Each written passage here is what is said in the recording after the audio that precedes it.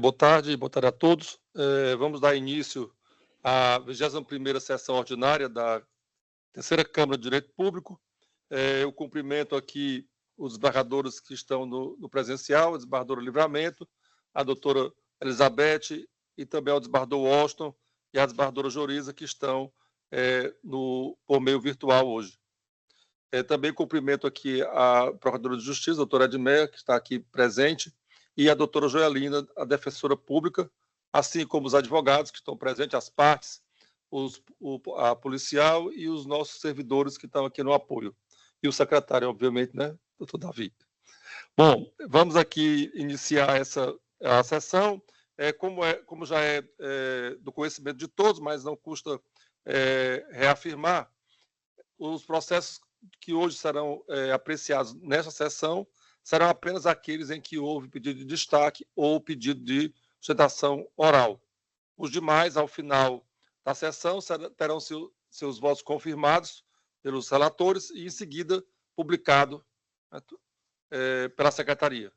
Então, iniciamos os nossos pedidos de sustentação pelo PJE, chamando o processo de número 78 da pauta, que é o 0012-16651.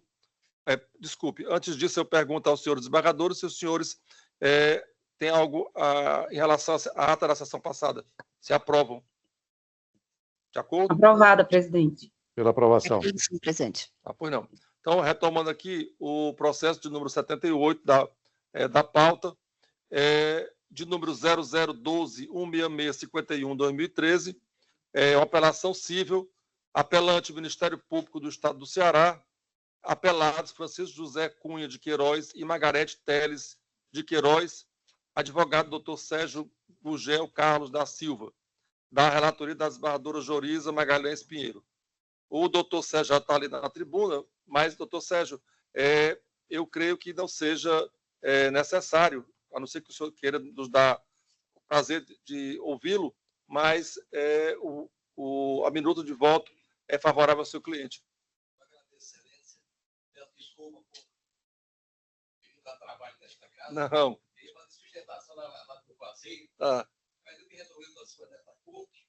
É um prazer grande vê-lo novamente, principalmente o senhor do meu limoeiro, onde eu vou passar. Tá. Um abraço. Muito Ok. obrigado, meus colegas também. Pois não, então eu proclamo o resultado, recurso conhecido e desprovido.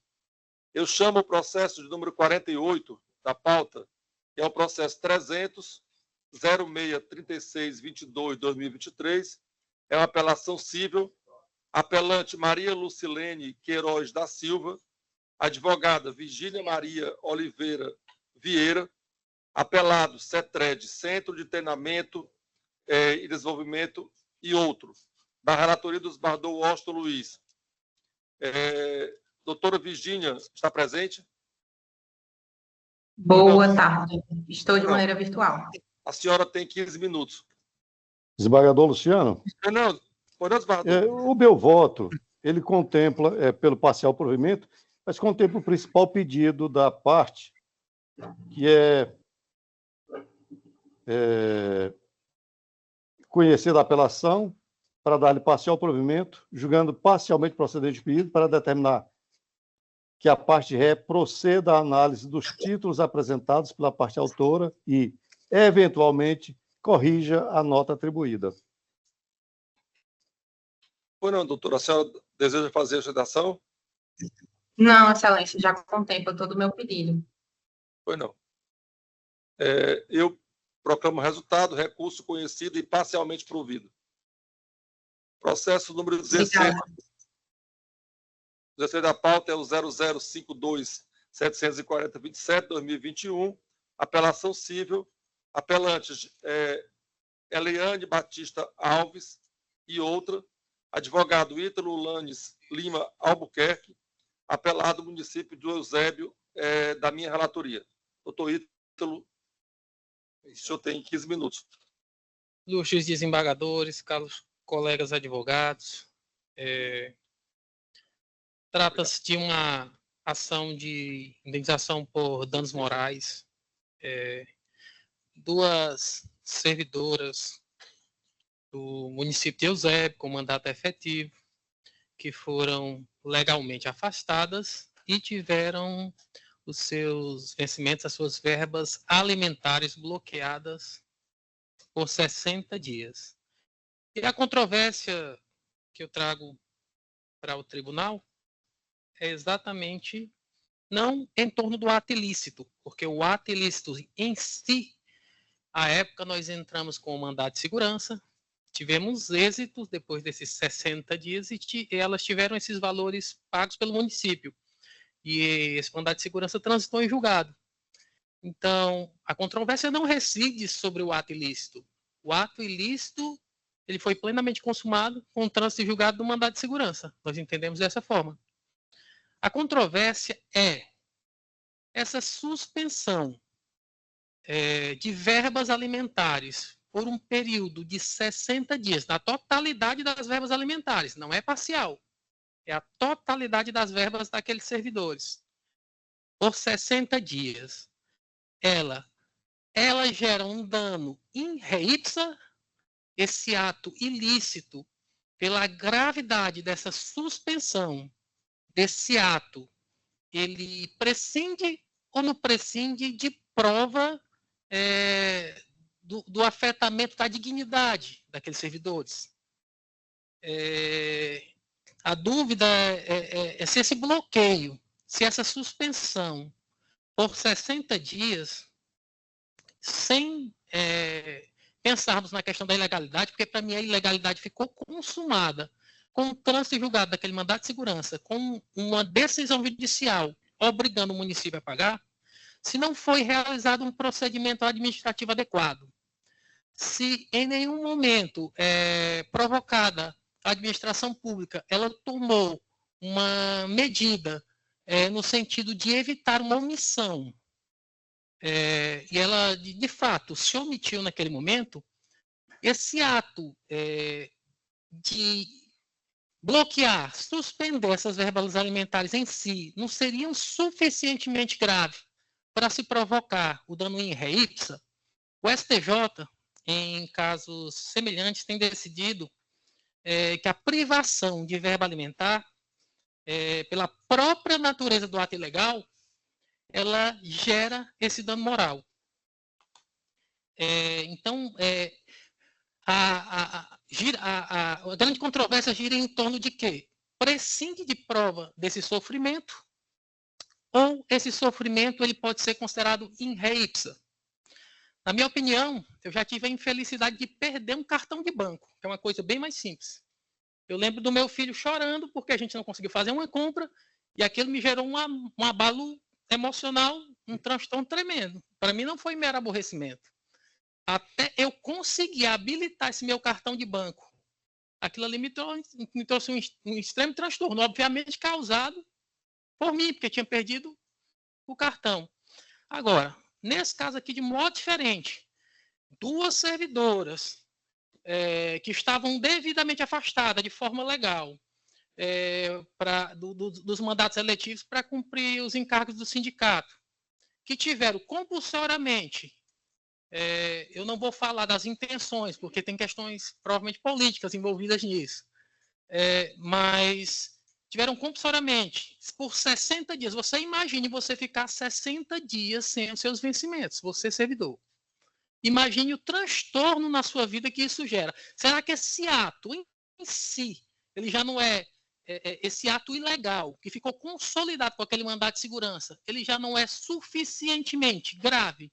A restrição da sua verba alimentar, daquilo que sustenta a sua família, daquilo que sustenta os seus filhos, daquilo que coloca o pão na sua mesa, será que ele não pode ser enxergado in re ipsa? Será que que precisa de uma prova do sofrimento da gente? Ou o sofrimento da gente? Nós vivemos em tempos em que para viver e para morrer nós precisamos de recursos, nós precisamos de dinheiro. Para você ser bem enterrado, você precisa de recursos. Para você nascer, você precisa de recursos. Então, por que no decorrer da existência da gente, esses servidores que tinham, repito, legalmente seus mandatos constituídos, tiveram essa suspensão de forma ilegal, revertida por meio de um mandado de segurança, precisa de prova do sofrimento desses servidores? Ou Nós aqui, tal qual enquanto servidores, enquanto paladinos dessa justiça, a gente pode entender que esse sofrimento ele pode ser presumido. Então, eu deixo com os senhores desembargadores, eu realmente, profundamente, eu entendo que 60 dias com verbas alimentares suspensas, bloqueadas de forma indevida, sem um processo administrativo, sem uma justificativa legal plausível, e você ter todo um trabalho de reverter isso judicialmente, ter que se acolher no judiciário para poder receber essas verbas, por si, assim como tem entendido o Superior Tribunal de Justiça em vários casos, eu entendo que se aplica o dano moral em ré ipsa. Mas aí eu deixo aos nobres desembargadores, que são os destinatários dessa decisão, e peço aos senhores, né, que a reforma dessa decisão de primeiro grau, que nós possamos entender pela dignidade desses servidores, e a fragilidade em que eles se encontraram, né, naquele momento. Não é fácil, são 2 mulheres, eu as conheço pessoalmente, e sei das histórias e sei o quanto de transtorno isso lhes causou. Mas eu peço aos senhores que vejam, né, se há possibilidade de reforma dessa decisão de primeiro grau. E quero encerrar pedindo aos nobres desembargadores que se sensibilizem com servidores tal qual os senhores, que tiveram seus vencimentos indevidamente suspensos por 60 dias. Eu acho que nós vivemos tempos em que a gente tem dificuldade para enxergar a empatia das pessoas, né? Tempo de relacionamentos líquidos de pessoas vazias. E eu peço um pouco de sensibilidade, porque são servidores tal qual vocês. Imaginem se passar 60 dias sem os vencimentos. Né? E eu deixo aqui essa reflexão. Obrigado. Obrigado, doutor Ítalo. Eu passo aqui a ler a ementa, que eu creio que seja suficiente. O caso em exame, o recurso de apelação contra a sentença de ação de indenização por danos morais, em que as autoras pretendem reparação de dano a título de danos morais decorrente de ato da administração municipal consistente em retenção do salário das autoras nos meses de março e abril de 2019. A questão em discussão é aferir a rigidez da sentença apelada, que, considerando que os autos não versam sobre dano in ré ipsa, julgou improcedente a pretensão autoral, uma vez que as autoras não lograram comprovar o alegado abalo moral. As razões de decidir, a jurisprudência do STJ é no sentido de que a configuração do dever de indenizar nos atos termos do artigo 297 do Código Civil depende da comprovação do dano causado, uma vez que, no caso dos autos, o abalo moral não é presumido e deve ser comprovado conforme exige o artigo 3731 do CPC, normalmente quando o pedido vem fundado no argumento de perseguição, pelo fato de as autoras exercerem os cargos de presidente e vice-presidente do Sindicato dos Servidores Públicos Municipais do Eusébio, ônus do qual as promoventes não se desincubiram, precedentes do TJCE. E passo a ler aqui a emenda que diz: constitucional e administrativo, recurso de apelação, ação de reparação de danos morais, atraso do pagamento de vencimentos, abalo moral não comprovado, recurso conhecido e não provido, sentença mantida. É como voto e colho o voto da desembargadora Livramento. Boa tarde. Boa tarde.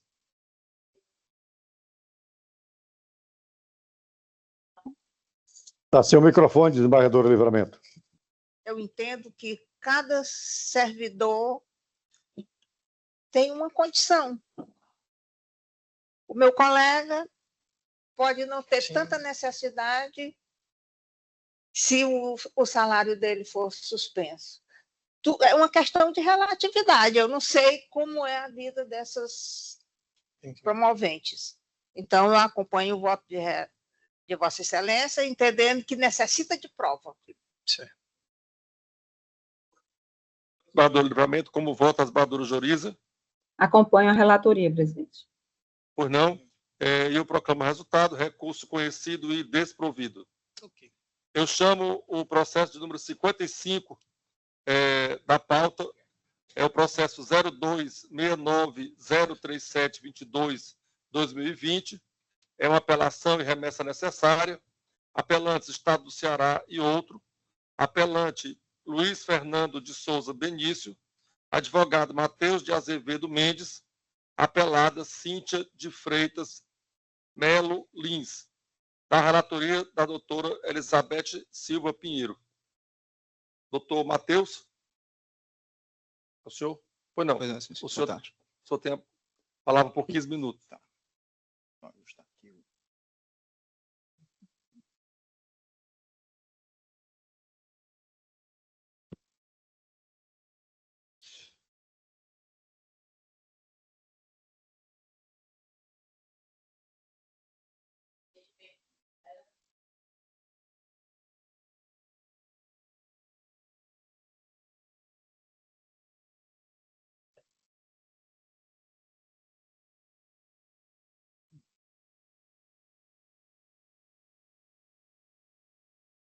Boa tarde.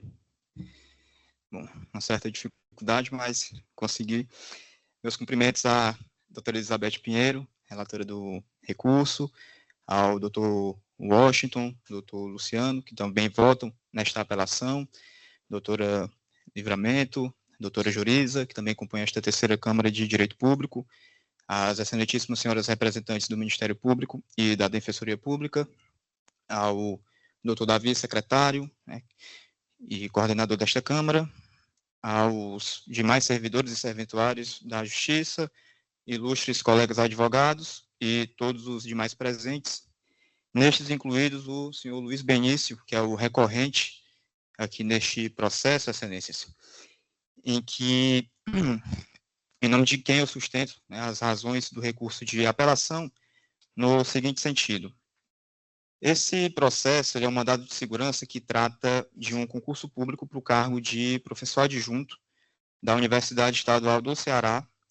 Foi objeto do edital número 12 de 2022 e ele ofertou vagas para diversos setores de estudo, inclusive o setor de psicologia. Neste setor em específico, foram ofertadas 2 vagas, sendo uma delas para ampla concorrência e a outra destinada a candidatos negros. O concurso, em seu edital, previa 3 provas para fins da disputa pelas vagas, sendo a primeira delas uma prova dissertativa, a segunda uma prova didática e a terceira prova de títulos. O item 5.12 do edital previa que na primeira etapa, na primeira prova, a prova dissertativa, seriam classificados, né, e portanto avançariam para disputar as fases seguintes, candidatos até o quíntuplo das vagas destinadas a cada setor de estudos. Uma vez que o setor de psicologia possuía 2 vagas, em tese, seriam 10 candidatos que poderiam avançar na primeira etapa, sendo uma vaga da ampla concorrência e uma outra vaga para candidatos negros, então avançariam no máximo 5 candidatos de cada grupo. O item 12.12 do edital, ele tratava sobre a possibilidade de reversão de vagas destinadas aos candidatos negros para a ampla concorrência. Para isso, eram 2 as possibilidades. A primeira delas, caso não houvesse nenhum candidato negro aprovado dentro das vagas, ou no processo de identificação, de autodeclaração da questão racial, ou se houvesse menos candidatos aprovados do que o número de vagas ofertadas. Como no caso só foi ofertada uma vaga para os candidatos negros, então as 2 hipóteses somente poderiam ser atendidas pela mesma situação de fato, que seriam 0 candidatos negros aprovados. E com isso a reversão da única vaga a eles destinados para ampla concorrência. No caso, embora tenha havido apenas uma, mas houve uma candidata negra aprovada na primeira prova, na prova dissertativa, que seguiu, avançou, realizou as provas seguintes e foi aprovada dentro da vaga destinada aos candidatos negros. Então, em momento algum, seria possível, assim como não houve, a reversão dessa única vaga destinada a candidatos negros para a ampla concorrência. ocorre que, por força da liminar concedida neste mandado de segurança, em sede de plantão judicial, e que depois foi confirmada em sentença pelo juiz de primeiro grau, né, na decisão hora recorrida, foi concedida a oportunidade de a 7ª colocada na primeira prova, portanto, fora dos 5 primeiros lugares, na ampla concorrência, avançar e disputar as provas didáticas e dissertativas, e de títulos. Com isso, ao final dessas 3 etapas, esta candidata, que é a parte recorrida, ficou no primeiro lugar, e o senhor Luiz, que é o recorrente, ficou em segundo, portanto, fora da vaga destinada à ampla concorrência. E aqui eu reitero, sou redundante em dizer que era uma única vaga destinada à ampla concorrência, uma única vaga em disputa por esses candidatos, porque foi isso que, é nisso que se configura a manifesta violação ao edital. Por força de um entendimento, com todas as venhas, todo respeito à parte adversa e ao juízo de primeiro grau, mas com base numa interpretação equivocada do item 12.12 do edital, que é o item que trata da possibilidade de reversão de vagas para ampla concorrência, foi entendido que se somente uma candidata foi aprovada, né, uma candidata negra foi aprovada na primeira prova, e poderiam avançar até 5, os outros 4, as outras supostas 4 vagas, poderiam ser revertidas para ampla concorrência. Mas isso não é verdade, porque não é isso que diz o edital. Essas 4 supostas vagas, elas sequer existem, porque vaga, para os termos, na literalidade do edital do concurso, é a vaga ou as vagas para o provimento do cargo. Então, uma vaga para ampla concorrência, uma vaga para candidatos negros, e as condições para a reversão dessa vaga sequer foram atingidas, porque, como eu disse, para que no caso concreto isso acontecesse, 0 candidatos negros deveriam ter sido aprovados, mas houve uma candidata que, inclusive, foi provida no cargo. Então, aqueles candidatos da ampla concorrência que seguiram na primeira prova, eles disputaram uma única vaga. E aqui nós estamos falando de 5 candidatos dos 5 primeiros lugares, incluindo o recorrente que ficou em terceiro, nessa primeira prova, e da 7ª colocada, ou seja, 6 candidatos disputando uma única vaga. Isso é uma afronta clara ao item 5.12 do edital, que é um item limitador. Ele é uma cláusula eliminatória do edital. Então, excelências, a candidata que não logrou, né, ficar entre os 5 primeiros e avançou para disputar junto com os outros 5, ou seja, em número de 6 candidatos, esta vaga, esta única vaga, ela deveria ter sido eliminada ainda naquele momento, ainda na primeira etapa, ao final da prova dissertativa. E com isso, excelências, o que a decisão liminar, né, concretizou foi uma efetiva injustiça em face do recorrente, que conseguiu obter uma pontuação melhor, né, na primeira fase, a terceira melhor nota, teria o direito de avançar e, dentre os outros 5 melhores classificados na primeira prova, ter obtido o melhor resultado ao final. E que até hoje não pôde ser convocado, até hoje aguarda, no edital de 2022, pela solução deste processo, por conta do imbróglio causado pela concessão da liminar e pela sua manutenção em sentença, em uma manifesta violação à cláusula editalícia, com base numa interpretação equivocada de uma outra cláusula que trata da reversão de vagas. E para que essa injustiça seja corrigida, excelências, é que eu peço pelo deferimento, pela reforma da sentença, com a denegação da segurança pleiteada, para que seja revogada a liminar concedida e que o estado jurídico anterior à concessão dessa liminar retorne, nos termos da súmula 410 do STF. E para que tudo isso seja possível, é que eu peço pelo provimento do recurso de apelação e encerro aqui a minha sustentação. Pela atenção de todos, muito obrigado.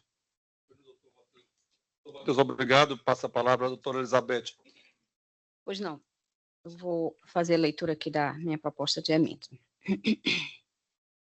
Apelações cíveis interpostas contra a sentença que conferiu a segurança requestada pela impetrante, assegurando-lhe a permanência no concurso público do qual havia sido eliminada por não figurar no quíntuplo do número de vagas destinado à ampla concorrência do cargo almejado.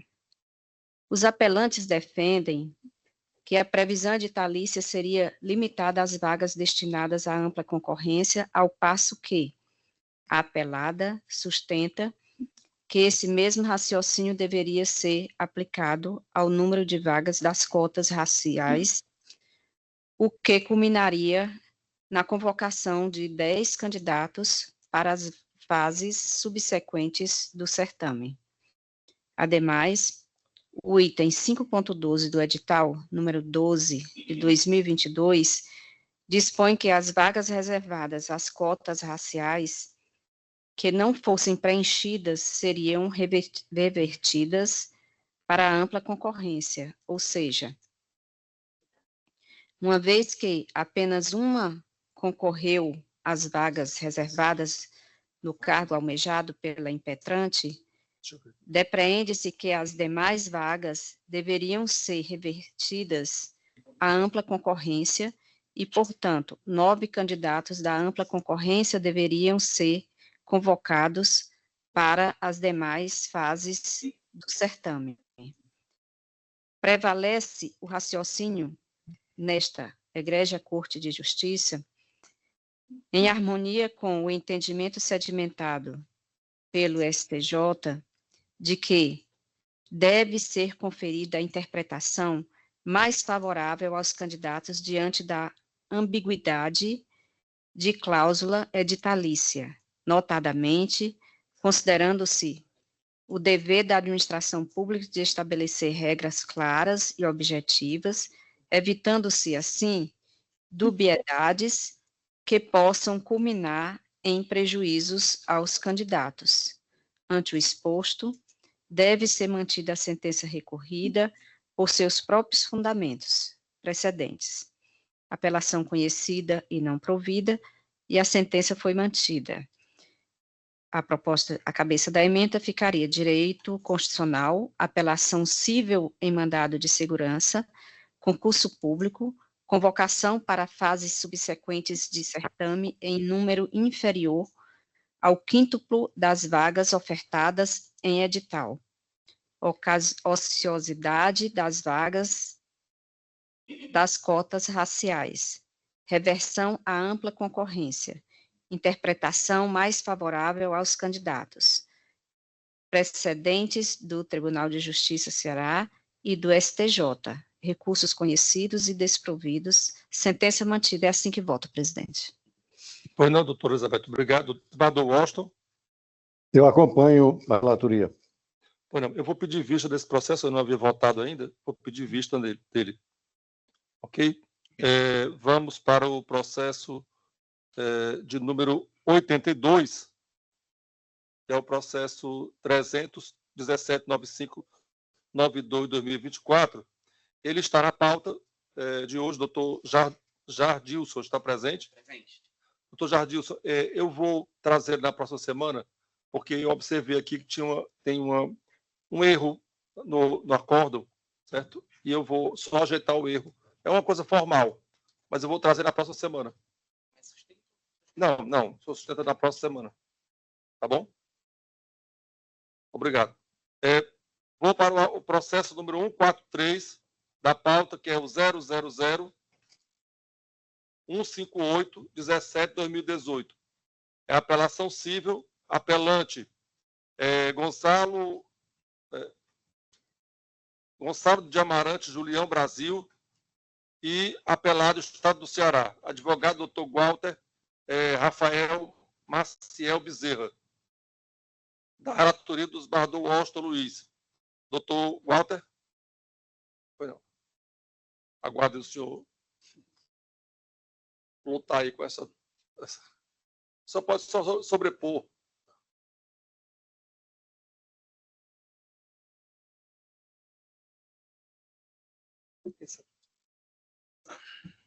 Senhor presidente? Pois não, desembargador. O meu voto é pelo parcial provimento do recurso, para que os honorários sejam, sim, arbitrados, mas só que com base na equidade, de atender aos interesses do cliente dele. Excelência, só um questionamento. Pois não. Essa fixação com base na equidade, Vossa Excelência levou em conta o parágrafo 8º. Eu levei em conta o entendimento do STJ, no tema repetitivo 1076, que analisou as regras do artigo 85 do CPC. Eu vou sustentar, Excelência. Tá. Ok. Pois não, doutor Walter. O senhor tem 15 minutos. Muito obrigado, Excelência. Inicio cumprimentando o excelentíssimo senhor desembargador presidente dessa egrégia terceira Câmara, Direito Público, excelentíssimo senhor desembargador relator, excelentíssimas senhoras desembargadoras, excelentíssima senhora procuradora de Justiça, colegas advogados, servidores desta casa.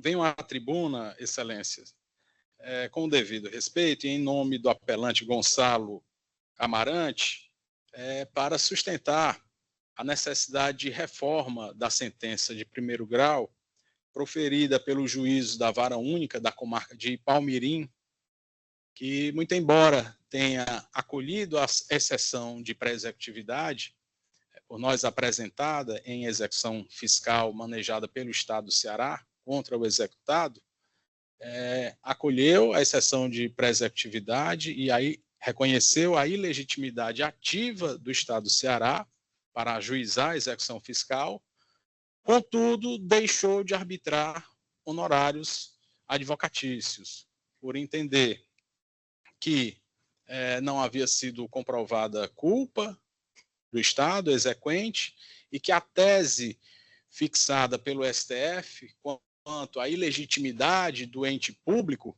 para ajuizar a execução fiscal, nesses casos, teria sido estruturada, sedimentada em momento posterior.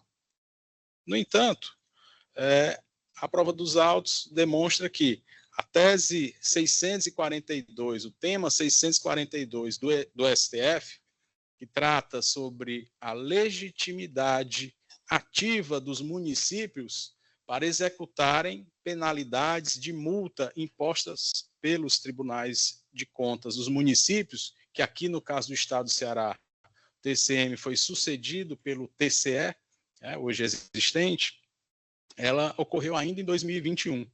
Muito embora a ação executiva, o processo de execução fiscal seja de 2018, o Estado do Ceará só reconheceu a sua própria ilegitimidade após o manejo da defesa no processo executivo, qual seja a apresentação de exceção de pré-executividade para tratar de uma matéria de ordem pública, qual seja a própria ilegitimidade do ente público estatal para promover aquela exceção executiva. No caso, após a apresentação de exceção de pré-executividade, o próprio Estado do Ceará reconheceu a sua própria ilegitimidade ativa, mas reafirmo, após a apresentação de defesa técnica no processo, através da exceção de pré-executividade aqui já mencionada. Desta forma, é patente a necessidade de arbitramento da verba honorária. E aí nós passamos a tratar, nós requeremos em apelação provimento, obviamente, do recurso, para que a sentença seja reformada. Primeiramente, para que seja arbitrada, a verba honorária. No caso, nós pedimos, como é uma causa, ela não é de valor inestimável, é uma execução fiscal que tem o seu valor de causa lá fixado ainda em 2018 no patamar de mais de R$30 mil, portanto, ela tem um valor de causa significativo. Nós entendemos que essa fixação da verba honorária não se deva dar por meio da fixação equitativa, e sim através dos parágrafos 2º e 3º do artigo 85 do Código de Processo Civil, que fixa os percentuais aplicáveis para os honorários advocatícios. Tá? Então, nesse sentido, invocando precedentes desta egrégia corte, é que se requer sejam concedidos os honorários advocatícios com base no percentual sobre o valor atualizado da causa. No entanto, Excelência, admitindo-se a hipótese de reconhecimento, que por se tratar de uma extinção de execução fiscal sem apreciação de mérito, e sim por uma manifesta ilegitimidade ativa do Estado, acaso seja admitida a fixação dos honorários por equidade, nós requeremos que seja guardada a observância ao parágrafo 8º-A do artigo 85 do CPC. E o que diz esse dispositivo? Que ele foi incluído pela lei número 14.365 de 2022, né, fazendo esse acréscimo ao Código de Processo Civil. Na hipótese do parágrafo 8º deste artigo, para fins de fixação equitativa de honorários sucumbenciais, o juiz deverá observar os valores recomendados pelo Conselho Seccional da Ordem dos Advogados do Brasil, a título de honorários advocatícios, ou limite mínimo de 10% estabelecido no parágrafo 2º deste artigo, aplicando-se o que for maior. Desta forma, entendendo-se que acaso seja fixada a verba honorária por equidade, e já por entendimento afastando-se o parágrafo 2º, que seja guardada a observância, então, a tabela da OAB, da seccional da OAB, que fixa os honorários mínimos para a atuação do advogado naquele tipo de causa, no caso, a execução fiscal. Então, Excelências, por todo o exposto, requer a reforma da sentença no ponto que deixou de fixar honorários advocatícios, que é a parte central do debate, e aí, em sendo reformada nesse ponto, que sejam fixados os honorários advocatícios com base nos parágrafos 2º e 3º do artigo 85 do CPC.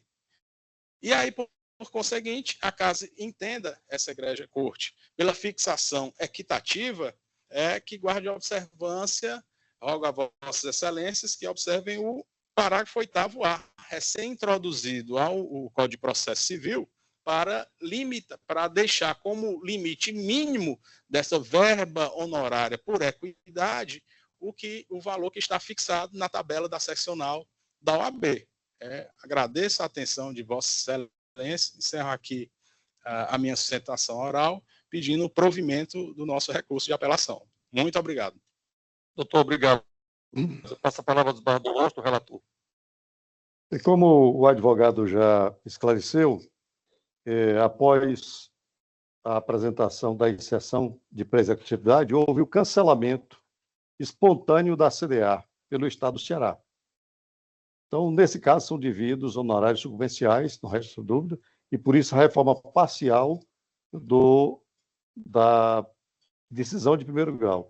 E a jurisprudência do STJ é uníssona no sentido de que, sobrevindo a extinção da execução fiscal em razão do cancelamento da certidão da dívida ativa, após a citação válida do executado, a Fazenda Pública deve responder pelos honorários advocatícios em homenagem ao princípio da causalidade. Essa é a decisão do STJ. No caso concreto, em se tratando de extinção da execução, com fundamento no disposto no artigo 26 da Lei de Execução Fiscal, em razão do cancelamento administrativo da CDA, e não da defesa propriamente dita, o entendimento do STJ no sentido que o precedente qualificado formado no julgamento do tema repetitivo 1076 do STJ, que analisou as regras do artigo 85 do CPC de 2015, não contempla a referida hipótese da Lei de Execução Fiscal, norma especial em relação às regras gerais do CPC, o que justifica a distinção. É uma decisão do ministro Herman Benjamin. E por essa razão é que eu estou propondo a fixação da verba honorária por equidade e fixando-a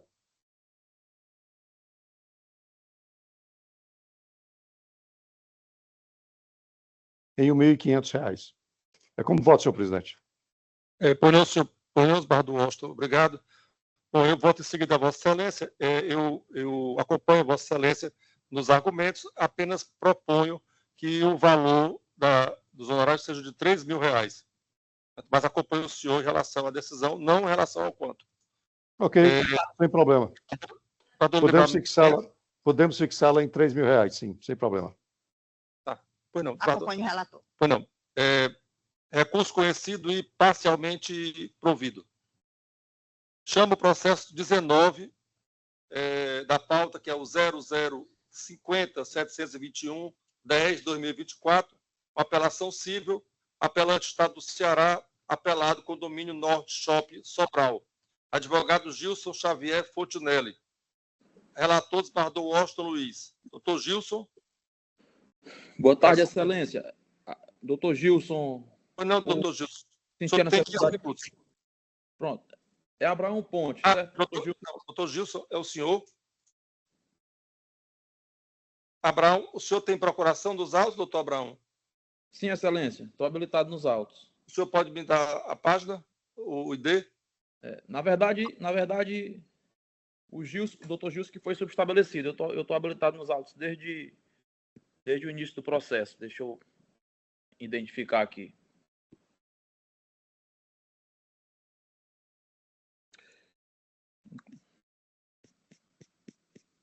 Tá ok aqui, já conferi, doutor. O senhor tem 15 minutos. Tá ok, Excelência. Queria, antes de iniciar, serei muito, muito breve, até porque se trata apenas de uma execução. Cumprimentar o desembargador Washington Luiz, agradecer pela oportunidade de ter despachado com o desembargador virtualmente, cumprimentar os seus eminentes pares, desembargadores e desembargadoras aqui presentes, e os demais serventuários da Justiça.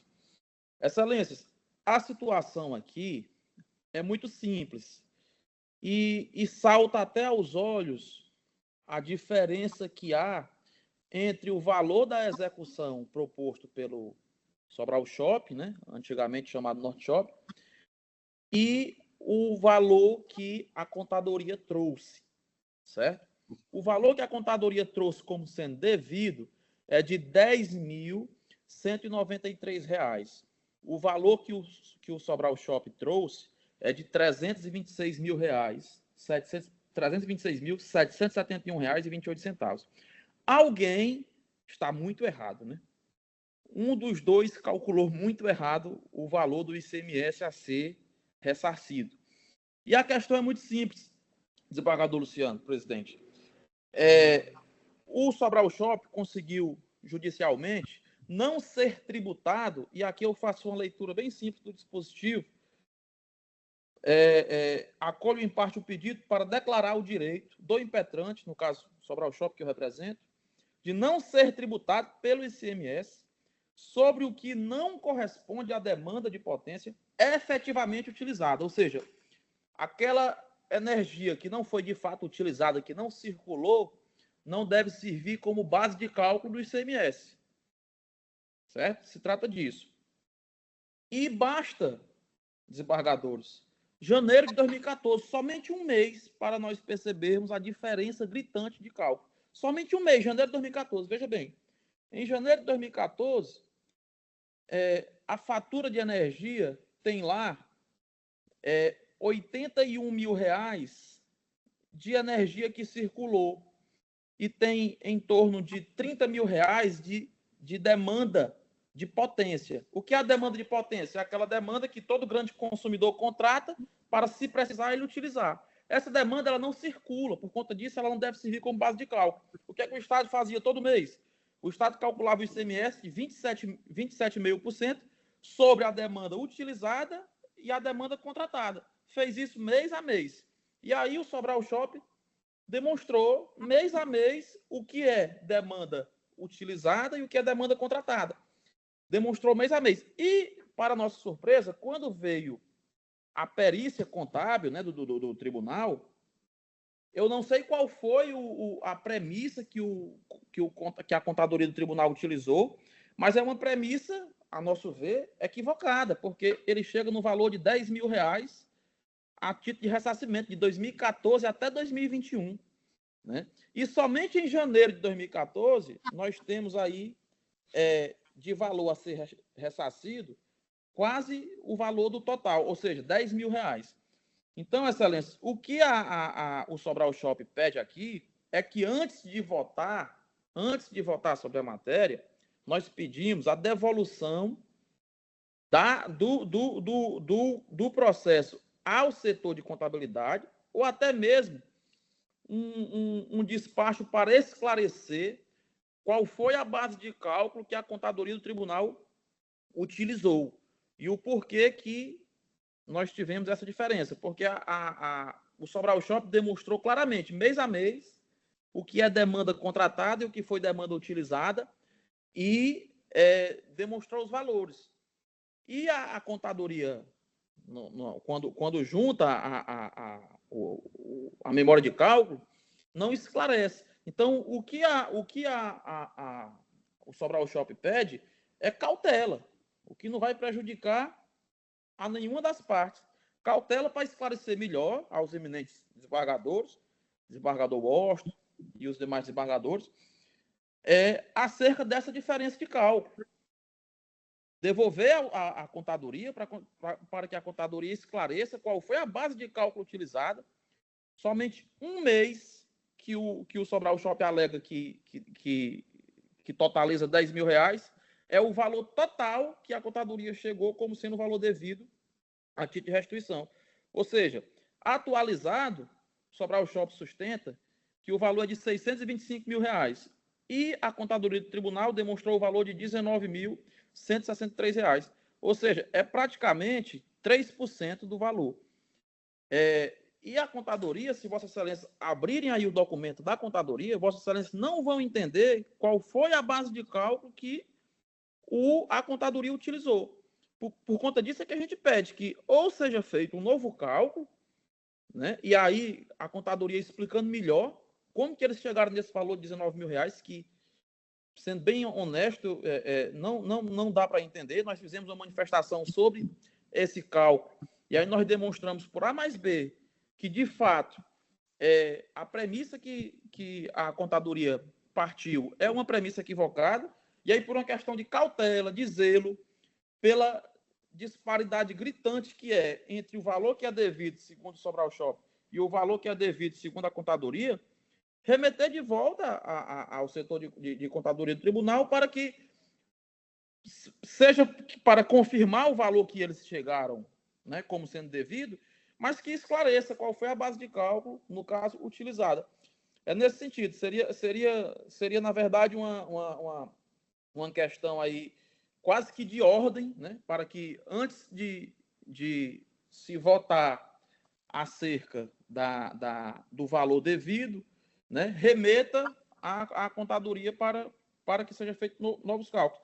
Isto é, se, obviamente, o relatório do desembargador seja no sentido de acolher o cálculo da contadoria. Se for no sentido de não acolher o cálculo da contadoria, por óbvio, fica prejudicado esse pedido do Sobral Shop de remeter novamente, porque aí não teria nenhum tipo de prejuízo e estaria acolhendo, né, obviamente, o requerimento do recorrido. É apenas nesse sentido, Excelências, no sentido de pedir cautela, pedir zelo pela disparidade que existe entre o valor de R$625 mil, que é o valor que o Sobral Shop entende devido, e o valor de R$19 mil, que é o valor que a contadoria do tribunal entende devido. E aí eu destaco realmente a diferença que existe entre a explicação que o Sobral Shop dá, e o que é que ele utiliza como base de cálculo, e a dúvida que existe nesse cálculo da contadoria e qual foi a base de cálculo que ele utilizou. É uma questão técnica, seria interessante que a contadoria melhor esmiuçasse, né, esse cálculo. É nesse sentido, Excelências. Obrigado, doutor. Passa a palavra ao desembargador Washington, relator. Obrigado, senhor presidente. Essa perplexidade, os advogados que despacharam comigo lá atrás já haviam expressado. E, por conta disso, elaborou-se um voto extremamente didático.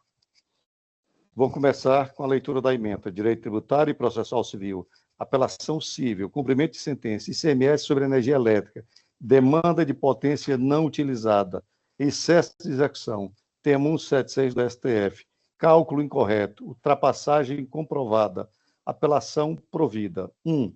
O caso em exame. A apelação civil interposta pelo Estado do Ceará contra a sentença que rejeitou impugnação ao cumprimento de sentença e fixou débito executório de R$ 527.572,56, decorrente de restituição de ICMS sobre a demanda de potência em energia elétrica, alegando excesso de execução no valor de R$ 502.167,77. Então, o Estado do Ceará já trouxe essa alegação de excesso de execução. E foi por essa razão que os autos foram enviados à contadoria. A questão consiste em definir, 1, a correta interpretação do termo 176 do STF sobre ICMS e demanda de potência, e 2, se há excesso de execução nos valores pleiteados. Razões de decidir. O termo 176 do STF estabelece que o ICMS incide sobre o valor da tarifa de energia elétrica correspondente à demanda de potência efetivamente utilizada, determinando a exclusão apenas da demanda contratada e não utilizada. A análise das faturas de energia dos anos de 2014 e 2015 revela que o exequente calculou erroneamente a restituição, ignorando que a maior parte da demanda contratada foi efetivamente utilizada. Nas faturas de maio, junho, setembro, outubro, novembro e dezembro de 2014, o consumo de demanda fora de ponta superou o contrato. Houve uma ultrapassagem. Não havendo demanda não utilizada a justificar restituição nesses períodos, que evidencia o erro metodológico do cálculo do shopping. O cálculo da contadoria judicial, observando rigorosamente o termo 176 do STF, apurou o valor de R$ 19.163,70, considerando indevido apenas o ICMS calculado sobre a demanda contratada e não utilizada. 7. Caracteriza-se excesso de execução porque pleiteados R$ 527.572,56, mas o valor correto é de R$ 19.163,70. A tese de julgamento configura excesso de execução. O cálculo de restituição do ICMS sobre a demanda contratada de energia elétrica que foi efetivamente consumida, pois o termo 176 do STF determina a exclusão apenas da demanda contratada e não utilizada. E o que houve aqui, senhor presidente, é que nos cálculos consideraram não devida toda a demanda contratada, quando, na verdade, boa parte dessa demanda foi efetivamente utilizada em alguns meses e, por essa razão, o cálculo do valor devido é bem inferior ao apresentado pelo exequente. Como vota, senhor presidente? Muito obrigado, senador Washington. Em seguida, eu voto e acompanho Vossa Excelência e colho o voto das barras do livramento. Acompanho o relator. Eu declaro o resultado. Recurso conhecido e provido. Chamo o processo 21 apenas um pedido de preferência.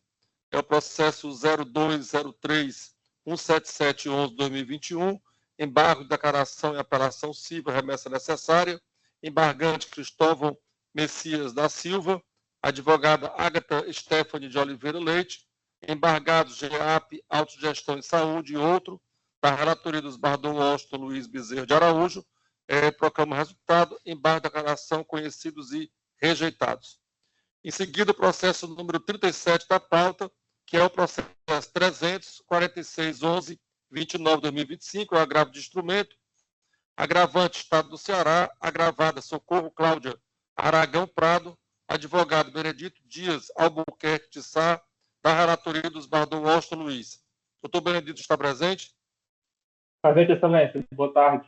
Doutor Benedito, a decisão é favorável à sua cliente. O senhor dispensa a agitação? Sim, excelência. Provindo toda a questão do agravo, não é isso? Sim.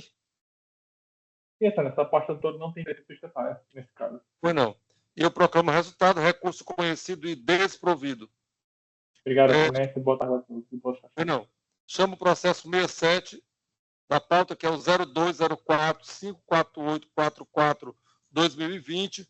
É uma apelação civil, apelante Itaú Unibanco S.A., advogada Fernanda Loyola Rabelo de Melo, apelado município de Fortaleza, a relatora, a desembargadora Joriza Magalhães Pinheiro. Doutora Fernanda Loyola está na sala? Estou presente, Excelência. Pois não.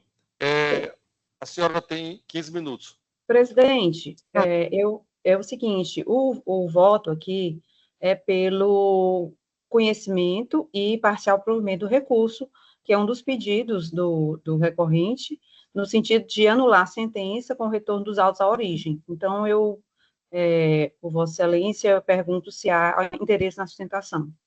Pois não, doutora Fernanda, a senhora mantém o pedido de sustentação? Excelência, considerando o provimento parcial e com o acolhimento de uma das preliminares deduzidas no recurso, nós dispensamos a sustentação. Pois não, eu proclamo o resultado, recurso conhecido e parcialmente provido, retorno dos autos à origem. Obrigada. Muito obrigado, doutora. Processo número 72 da pauta é o 337-2360-2025, o agravo de instrumento, agravante Maria Francisca Ferreira de Oliveira, advogado Pedro Paulo de Araújo Gomes, agravado município de Poranga, da relatoria da desembargadora Maria do Livramento Alves Magalhães. Doutor Pedro Paulo está presente? Sim, Excelência. Boa tarde. Pois não, o senhor tem 15 minutos. Obrigado, Excelência. Boa tarde a todos. Excelentíssimos desembargadores. Fico muito honrado de estar na presença de Vossa Excelência e ter esse período de atenção dos senhores. Então, trata-se de requerimento de obrigação de fazer, promovido pela agravante, em favor do município promovido, na qual pleiteia a restituição da ordem jurídica violada em razão de adquirir moléstia grave após receber tratamento de saúde.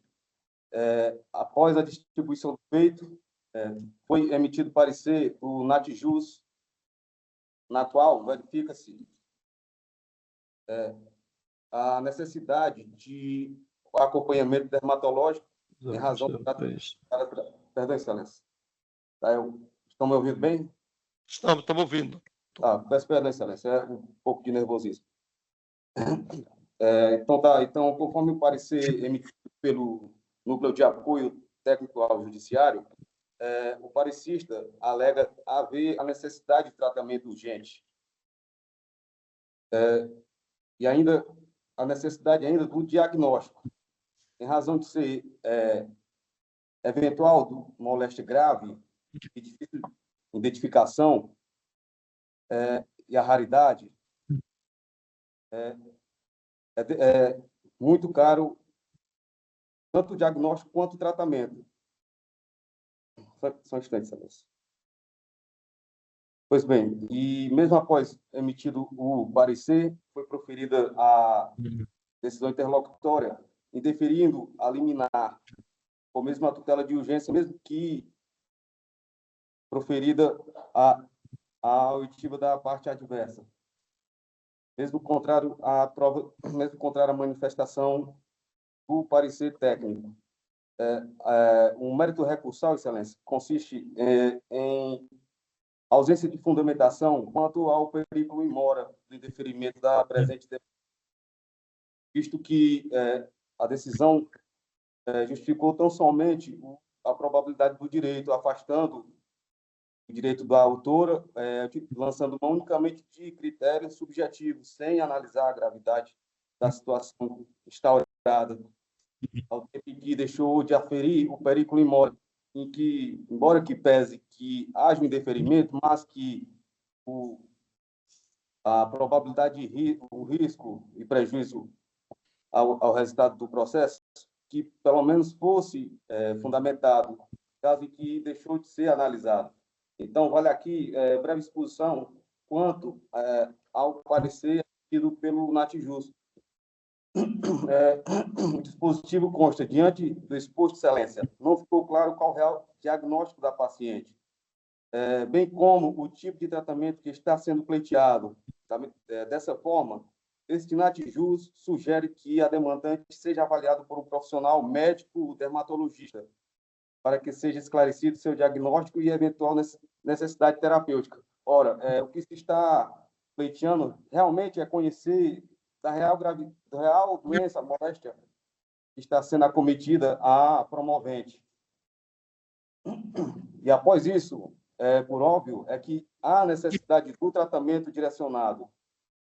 Há a presunção de que nos pedidos para o tratamento médico tenha que ter necessariamente o prévio diagnóstico, senão jamais teria como ser tratado. Então, diante da situação, Excelência, importa também aqui mencionar brevemente o dispositivo da decisão que indeferiu o pleito antecipado. Assim relata o excelentíssimo juiz de primeiro grau. Logo, ao meu ver, a intervenção do Poder Judiciário não pode se dar de forma a substituir o administrador público competente em toda e qualquer hipótese, pois há limites para tal interferência, sob pena de criação de embargos à atividade titularizada pelo Poder Executivo. Ora, Excelência, não estamos diante de qualquer hipótese, mas diante de violação ao direito fundamental, o qual, nas palavras do professor Paulo Branco, ele relata que para identificar o direito fundamental, a gente faz o seguinte exercício. Tirando ele do ordenamento jurídico, o Estado deixa de existir. Ou seja, havendo uma violação a um direito fundamental, há, nesse caso, a desconstituição do Estado. Razão pela qual o direito fundamental à saúde, ora pleiteado, a moléstia que agrava a saúde da promovente, requer, sim, o controle judicial sobre esse ato administrativo, diante da ilegalidade, da recusa de efetuar o tratamento médico. Pois bem, Excelência, as demais provas que aferem a necessidade, a probabilidade do direito, constam já nos autos, conforme relatado pela excelentíssima desembargadora, bem como o perigo de risco de dano ao resultado útil do processo, resta devidamente evidenciado em razão de ser um tratamento de saúde a qual impossibilita e incapacita a promovente de exercer suas atividades laborais normais, tendo que depender unicamente do favor de familiares, não somente para o trabalho, mas para a própria manutenção e demais atividades, Excelência. Diante do exposto, peço escusa em razão do nervosismo e aguardo espera de deferimento. Obrigado, Excelência. Pois não, doutor Pedro Paulo, eu passo a palavra à relatora, a desembargadora Maria do Livramento. Obrigado, Excelência.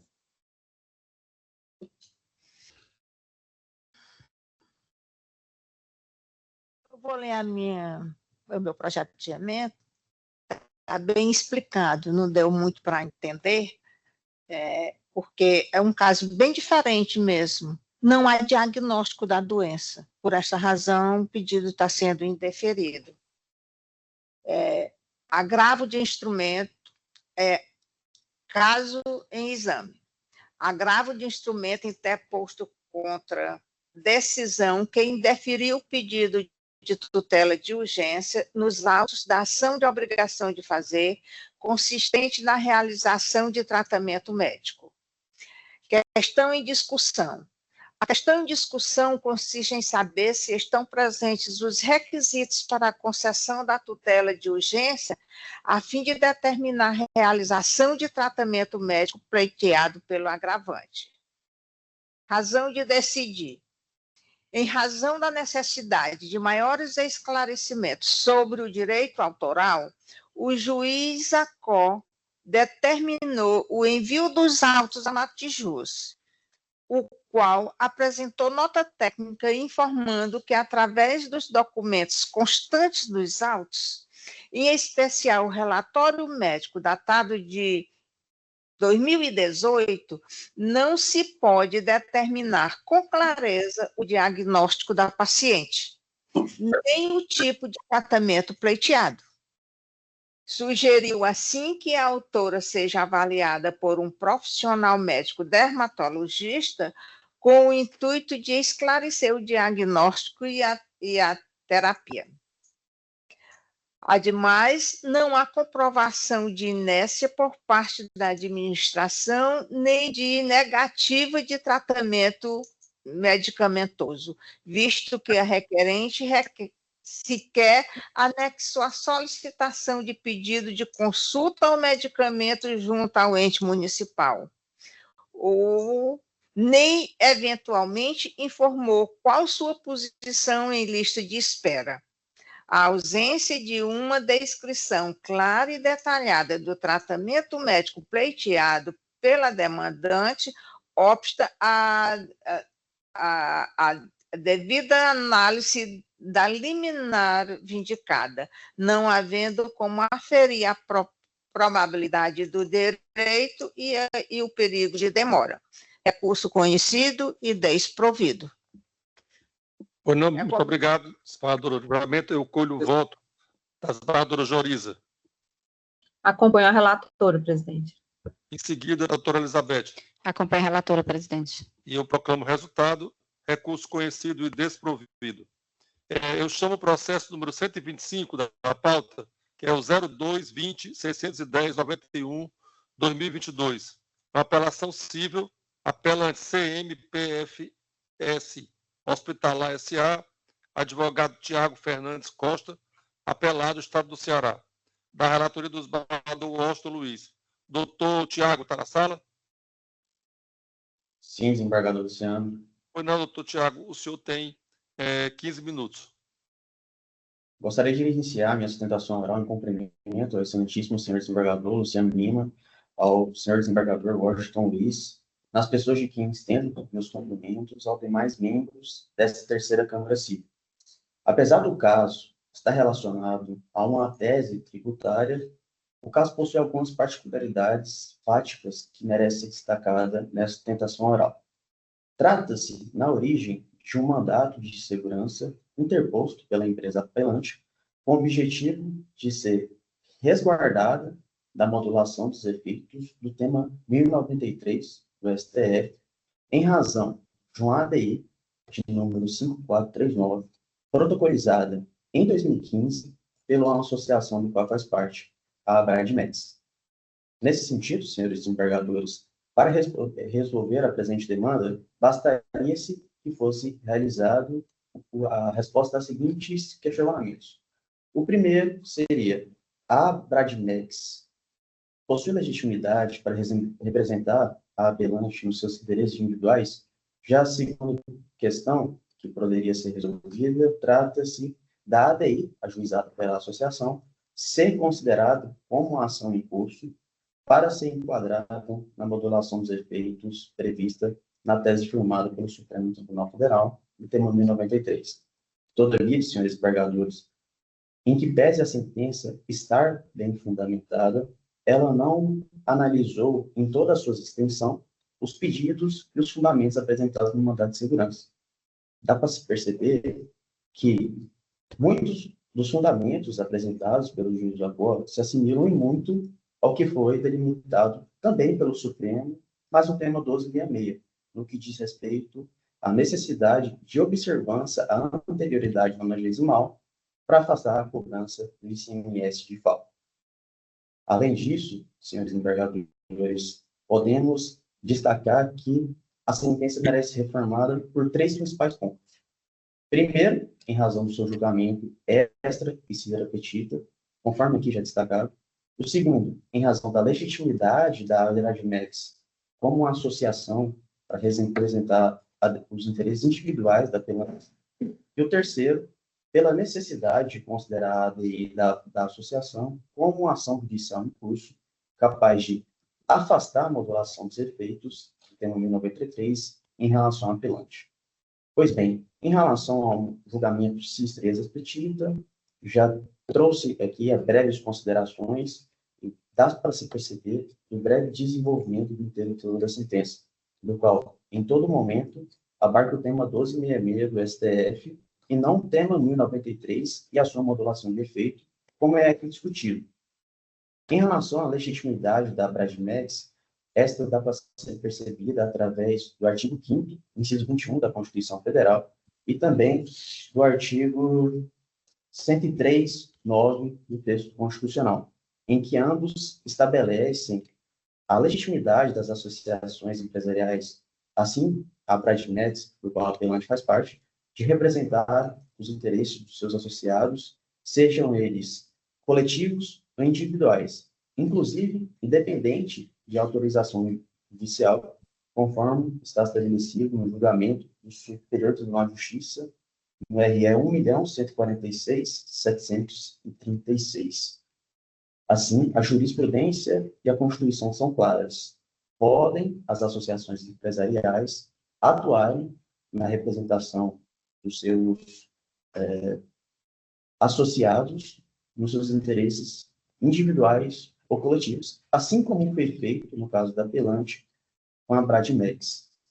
Agora, por qual motivo a ADI da Bradmex poderia ser afastada ou não ser considerada como uma ação em curso na modulação dos efeitos do termo 1093? Se trataria-se apenas por ser uma ação em controle concentrado de constitucionalidade, conforme defende o Ministério Público no parecer? Ora, senhores desembargadores, não parece razoável que somente por esse argumento, conforme trazido no parecer do Ministério Público, se possa afastar a ADI 5439 da Bradmex como uma ação em curso na ressalva da modulação dos efeitos do 1093. Afinal, aqui nós não estamos nos falando de um caso em que houve desídia da apelante em buscar afastar a cobrança, que foi claramente julgada inconstitucional pelo STF, do ICMS de FAO. Trata-se apenas de uma hipótese em que a apelante estabeleceu ou optou por ser representado por uma associação empresarial ainda em 2015. Agora, passados 7 anos do trâmite da ADI 5439, que foi julgada prejudicada no STF, a apelante ainda teve que ser prejudicada na hora de resguardar o seu direito, exatamente em razão da prejudicialidade da análise da ADI 5439 da Bradmex. O direito da apelante, senhores desembargadores, só não é maior em razão de diversos julgamentos e entendimentos favoráveis em casos análogos, tais como o Tribunal de Justiça de Minas Gerais e também o Tribunal de Justiça de São Paulo, que foram abarcadas as mesmas matérias, em que todas reconheceram a ADI 5439 como forma de afastar a modulação dos efeitos do termo 1093 do STF em relação ao apelante por ser associada da Bradmex. Diante de todos esses fundamentos expostos, senhores desembargadores, primeiro, requer-se o conhecimento da apelação interposta, de forma preliminar, o reconhecimento do julgamento cita petita e extra petita. Em segundo ponto, no mérito, requer-se o provimento da apelação para reconhecer a legitimidade da atuação da Bradmex nos interesses individuais, sejam eles coletivos ou individuais, de seus associados, como no caso da apelante, e também para que seja reconhecido a ADI 5439 da associação como uma ação em curso capaz de afastar a modulação dos efeitos do termo 1093 em relação à empresa apelante. Agradeço pela atenção e muito obrigado. Muito obrigado, doutor Tiago. Eu passo a palavra ao desembargador Washington, o relator. Obrigado, senhor presidente. Como o doutor Tiago deixou muito claro na sua sustentação oral, nós temos aqui a impetrante busca o direito de não recolher o ICMS de FAO até 2021, alegando estar amparada pela ressalva à modulação de efeitos do tema 1093 do STF, mediante a DI 5.439, ajuizada pela Bradmex, entidade da qual é associada. A questão de discussão consiste em saber se a empresa associada à entidade de classe pode beneficiar-se da ressalva à modulação de efeitos estabelecida pelo STF no tema 1093, quando a DI foi ajuizada pela entidade representativa antes do marco temporal. O controle concentrado de constitucionalidade possui natureza objetiva e não se destina à tutela de direitos subjetivos individuais, mas à defesa da ordem constitucional abstrata. A expressão ações em cursos constante no tema 1093 do STF, refere-se exclusivamente a demandas individuais já ajuizadas antes do marco temporal, que é 24 de fevereiro de 2021, não abrangendo ADIs que discutem a constitucionalidade em tese. A Lei Complementar 190/2022, publicada em 5 de janeiro de 2022, conferiu eficácia plena à cobrança do ICMS de FAO a partir de abril de 2022, respeitado o princípio da anterioridade nonagesimal.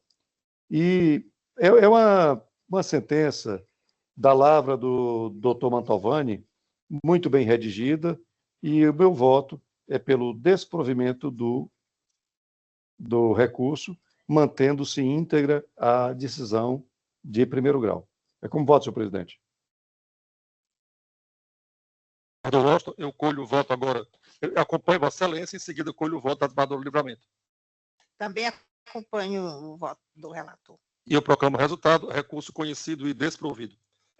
O último processo de tentação é o número 138 da pauta, é o processo 02.00379.61/2022, é uma apelação civil, apelante do Instituto Nacional de Seguro Social, INSS, apelado Francisco Cristiano Rodrigues Siqueira, advogado doutora Bruna Brígida Bezerra Torres, da relatoria dos Bardot.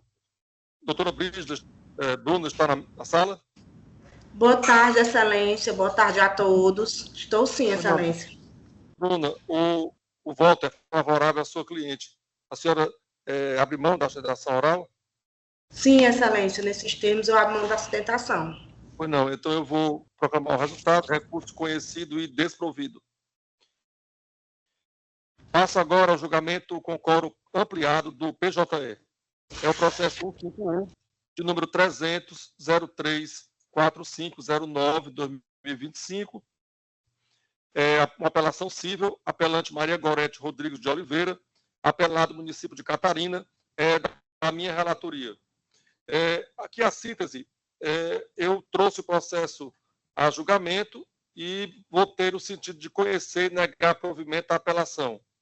O desembargador Washington profere voto divergente para conhecer a apelação e dar provimento. Em seguida, a desembargadora Maria do Livramento vota acompanhando a relatoria. Diante da divergência apresentada e do resultado não unânime, tornou-se necessária a ampliação do quórum. Esse processo, ele trata de uma servidora do município de Catarina, ela tinha um cargo público e era regida pelo regime estatutário. Ela se aposentou em 2019, entretanto, a partir daí ela teve um contrato temporário que foi extinto em 2025. E eu entendi que, nesse caso, o pedido que ela havia feito para o pagamento da licença-prêmio estaria alcançado pela prescrição. O desembargador Washington votou no sentido contrário. Inclusive, aqui na réplica, a própria apelante, ela diz que ela confirma que se aposentou em 2019 pelo INSS, mas comunicou à administração pública municipal naquela ocasião e firmou com ela o contrato temporário, pelo motivo pelo qual ela continuou trabalhando de forma ininterrupta em Catarina. E o desembargador Washington, ele vota no sentido contrário. Desembargador, o senhor quer usar a palavra? Quero sim, senhor presidente. Na verdade, senhor presidente, para mim não ficou claro como foi que se deu, se o rompimento do vínculo aconteceu em 2019. O que me pareceu é que ela continuou trabalhando, não que teve um contrato temporário. Esse é o problema, que ela afirma na réplica, né? Ela afirma que foi aposentada. É interessante, o município não traz essa informação na contestação. Mas ela diz, né? Ela diz que foi aposentada e que contratou um contrato temporário com o município. Daí ela continuou pelo que o município diz, ela continuou trabalhando. Porque o que está dito nos autos é que ela foi aposentada pelo INSS, o município diz que não tomou conhecimento da aposentadoria dela, que ela continuou trabalhando indevidamente e que, quando o município descobriu, fez o desligamento dela. E aí ela entrou com a ação. Ok? Muito bem. Muito bem. Nisso aí que eu estou me baseando. No que está dito pelo município, essas são as informações do município. Não houve o rompimento do vínculo estatutário naquele momento. Ela foi aposentada? Foi. Ela deveria ter se afastado? Sim. Tá certo? O que é que eu entendo? É que ela continuou com o vínculo, por uma razão qualquer, ou ela não comunicou, o município não tomou conhecimento ou não tomou providência para desfazer o vínculo. Eu acho que o rompimento, aliás, o prazo prescricional só começa a fluir a partir do rompimento do vínculo, não do ato de aposentadoria dela junto ao INSS, porque o vínculo dela é estatutário.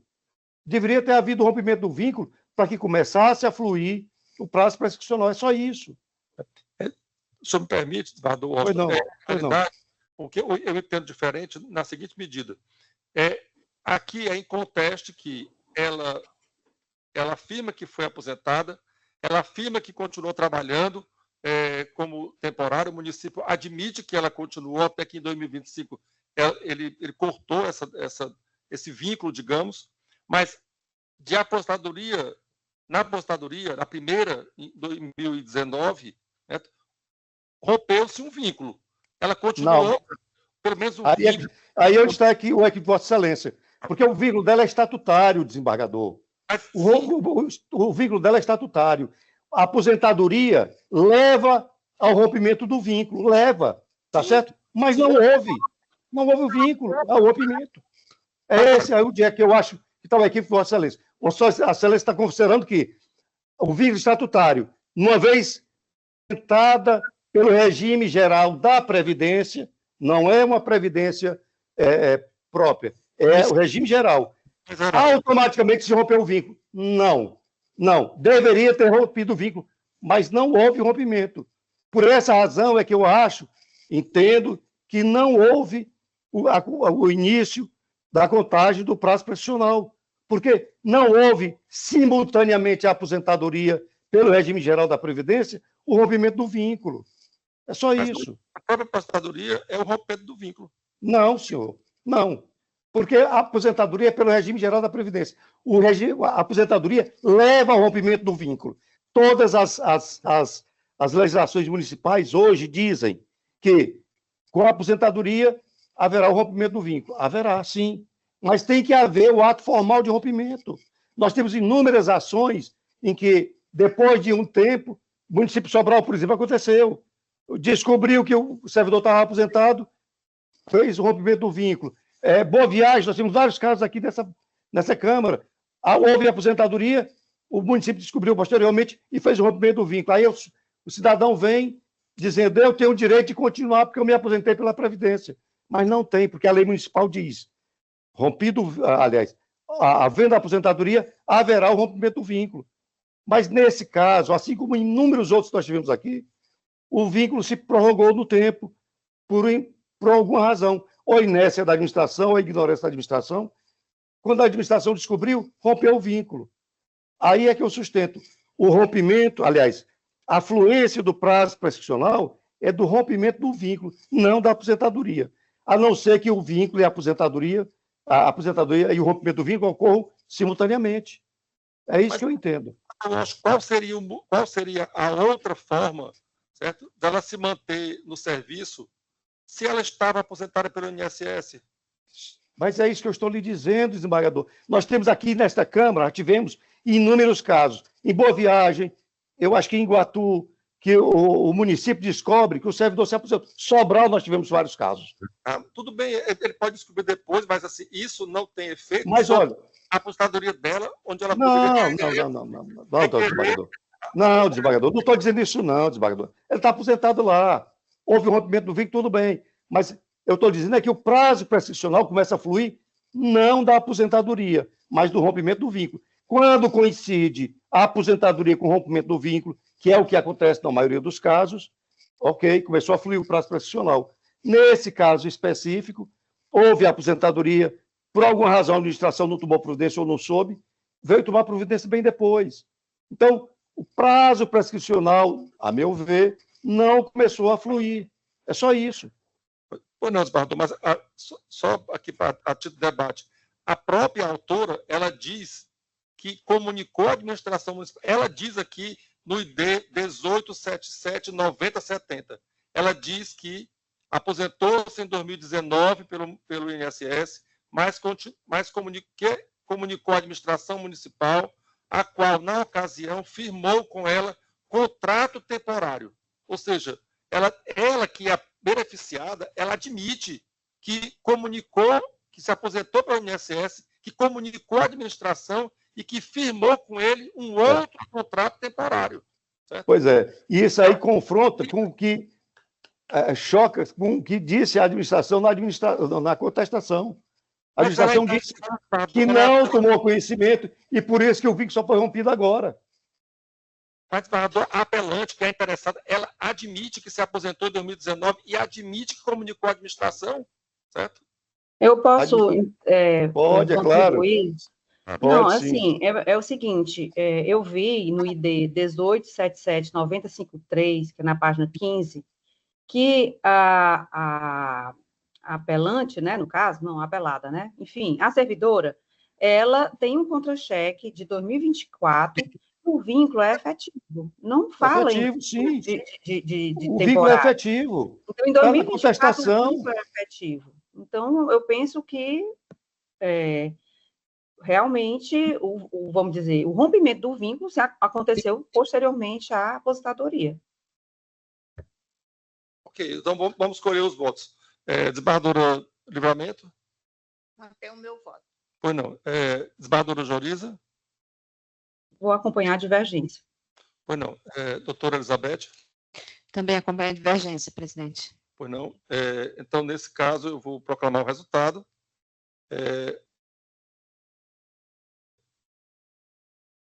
Recurso conhecido. Recurso conhecido e dado provimento à apelação. Por maioria. E o desembargador Washington lavrou acordo. Ok, senhor presidente. Pois não. Julgamento do quórum ampliado do SAGE. Esses dois processos que a desembargadora Joriza pediu vista e divergiu de mim, portanto, fomos para o 942, eu acolhi as ponderações dela.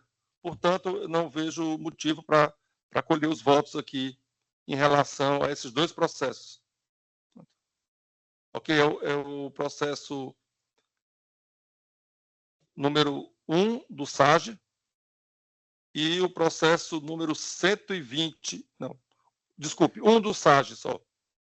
Esse aqui, número 1 do SAGE, eu acompanhei a desembargadora, acolhi as ponderações dela e, portanto, não tem mais sentido o 942. Tem pedido de vista também do processo número 120,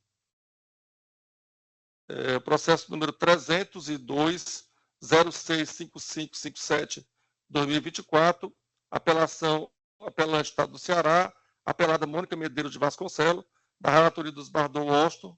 Na sessão do dia 16 de 6, o desembargador Washington proferiu o seu voto no sentido de conhecer a apelação cível para dar provimento, sendo acompanhado pela desembargadora Maria do Livramento.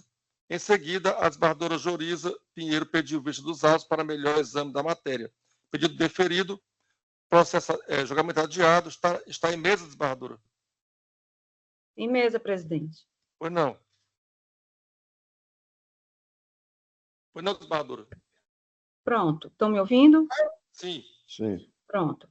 Então, a questão exame consiste em verificar a rigidez da sentença que julgou procedente a pretensão autoral para determinar o pagamento dos valores retroativos conforme a incidência da progressão funcional anual ao vencimento base do intertício no período de julho de 2014 a dezembro de 2021 em favor da parte requerente. Em sentença, o juiz argumenta que a demandante faz jus à progressão funcional em relação ao período de julho de 2014 a dezembro de 2021, sendo ilegal por parte da administração restringir os efeitos financeiros decorrentes do direito adquirido pela parte autora. O eminente relator, em seu voto provisório, manifestou-se pelo provimento do recurso para reformar a sentença e julgar improcedente a pretensão autoral, argumentando, em suma, que a progressão funcional por desempenho depende de avaliação de desempenho, a qual depende de comissão específica e deve ser criada pelo Poder Executivo, não podendo o Poder Judiciário interferir nesse ponto. Nesse cenário, entende que a Lei número 17.181, de 2020, que dispensa as avaliações e progride os servidores apenas pelo critério da antiguidade, atendeu ao interesse da categoria, mas, por outro lado, afastou pagamentos retroativos como medida de equilíbrio. Esse é o breve relatório. A Lei Estadual 11.965/92, responsável pela criação e implantação dos grupos ocupacionais denominados Serviços Especializados de Saúde e Atividades Auxiliares de Saúde, integrantes do quadro 1 do Poder Executivo e do quadro de pessoal das autarquias estaduais, dispõem acerca da progressão funcional nos seguintes termos. Artigo 13, a ascensão funcional dos profissionais de saúde nas carreiras faciar através da progressão, da promoção, do acesso e da transformação. Artigo 14, progressão é a passagem do servidor de uma referência para outra, imediatamente superior, dentro da faixa vencimental ou salarial da mesma classe, obedecidos os critérios de desempenho ou antiguidade e o cumprimento do intertício de 365 dias. Posteriormente, com a edição da Lei 17.181 de 2020, ficou acrescido o artigo 26A à Lei 11.965/92, dispondo que, para a ascensão funcional dos servidores do grupo, desses dois grupos, será considerado de forma excepcional e exclusiva o critério de antiguidade nos períodos em que, observados referido intertício, tenham os servidores deixado de ser avaliados no respectivo desempenho, restando prejudicada a sua realização extemporânea. Então, está aí. Só que no artigo 5º, estabelece que essa lei entre em vigor na data de sua publicação, não surtindo efeitos financeiros retroativos. Então, é essa a questão mais, assim, que eu divirjo do desembargador Washington. A particularidade do caso concreto, não se discute propriamente o direito da parte autora à progressão, uma vez que tal direito já foi reconhecido pelo próprio ente público estadual por meio da Lei 17.181 de 2020, a qual dispensou a realização de avaliação de desempenho referente ao período pretérito. Desse modo, entendo que a controvérsia recai sobre a possibilidade ou impossibilidade de se afastar os efeitos financeiros decorrentes do reconhecimento da ascensão funcional referente ao exercício de 2011 a 2018, e não sobre a eventual discricionariedade da administração pública em proceder com a avaliação de desempenho dos servidores e constituir comissão avaliadora. Nesse cenário, o ente estadual sustenta que eventual argumento de inconstitucionalidade do artigo 5º da Lei 17.181 de 2020, por supostamente violar o artigo 5º, 36 da Constituição Federal, não socorreria a autora recorrida, visto que não há, pela Lei número 17.181 de 2020, reconhecimento de promoção retroativa. A apelada, por sua vez, defende a determinação contida no artigo 5º da Lei 17.181, de que as acessões previstas no artigo 1º não surtirão efeitos financeiros retroativos, deve ser afastada, pois fere o disposto no artigo 5º, 36 da Constituição Federal. Dentro dessa perspectiva de ideias, visualizo possível inconstitucionalidade do dispositivo, eu falo do artigo 5º, tendo em vista que, uma vez preenchidos os requisitos pelo servidor, o ato de progressão funcional deixa de ser discricionário e passa a ser vinculado, devendo observar todos os efeitos financeiros decorrentes, pois já incorporados ao patrimônio jurídico do servidor. E aí eu cito entendimento do STJ de que é ilegal o ato de não concessão de progressão funcional, quando atendido todos os requisitos legais, a despeito de superados os limites orçamentários previstos na Lei de Responsabilidade Fiscal, referentes a gastos com pessoal de ente público, tendo em vista que a progressão é direito subjetivo do servidor público decorrente de determinação legal, estando compreendida na exceção prevista no inciso 1 do parágrafo 1 do artigo 22 da Lei Complementar 101 de 2000. A fim de corroborar com o entendimento, trago a baila o entendimento adotado por este Tribunal de Justiça no incidente de arguição de inconstitucionalidade civil de número 40878-48-2021, acerca dos efeitos financeiros de regime de subteto remuneratório. Não é a mesma situação, lógico, mas é o raciocínio que eu trago neste momento. Então, eu visualizo que há uma inconstitucionalidade nesse dispositivo, que não pode ser declarada por esse órgão fracionário. Então, ao final, o voto está disponibilizado para que todos possam ler, mas só para agilizar. Ao final, como nós não podemos declarar, O que eu proponho a esta corte é que seja instaurado incidente de constitucionalidade, a fim de que o órgão especial deste tribunal aprecie a eventual inconstitucionalidade do artigo 5º da Lei 17.181, em 2020, para que seja analisada essa questão, porque são muitas as ações que estão vindo, não só para esta Câmara, como nas outras câmaras, sobre essa temática.